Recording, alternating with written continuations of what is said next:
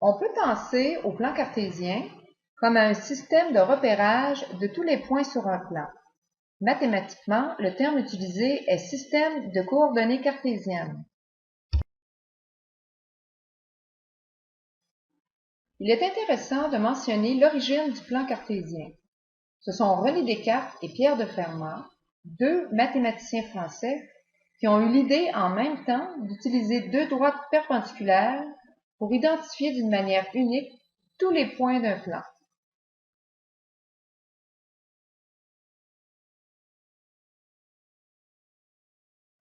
Donc, un plan cartésien est un plan formé de deux droites numériques perpendiculaires que l'on appelle axes.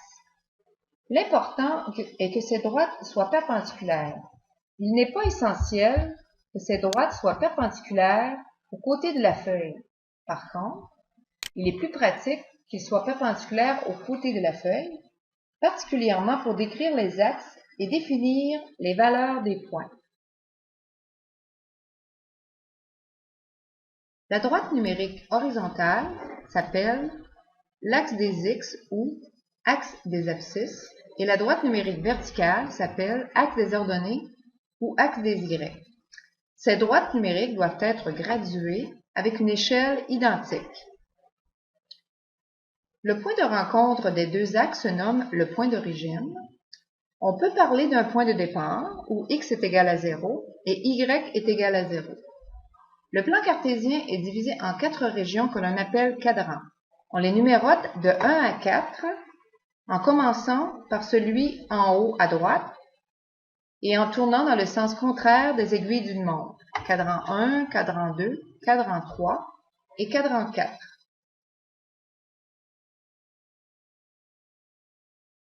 Le point placé dans un plan cartésien a les valeurs numériques définies par sa projection sur chacun des axes.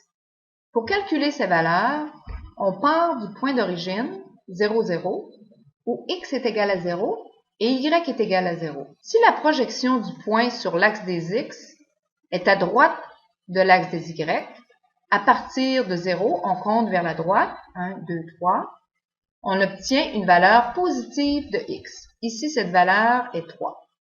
Si par contre, la projection sur l'axe des x est à gauche de l'axe des y, on compte à partir du point 0, 0, vers la gauche, moins 1, moins 2, moins 3, moins 4, on obtient une valeur négative de x, ici, moins 4.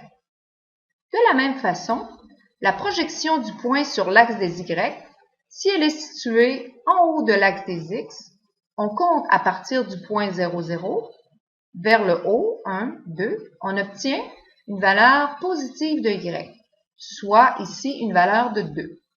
Par contre, si la projection sur l'axe des y est en bas de l'axe des x, à partir du point 0, 0, on compte vers le bas, moins 1, moins 2, moins 3, on obtient une valeur négative de y, ici, moins 3.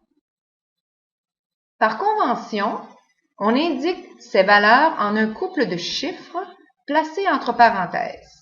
Le premier correspond à la valeur de x et le deuxième chiffre à la valeur de y.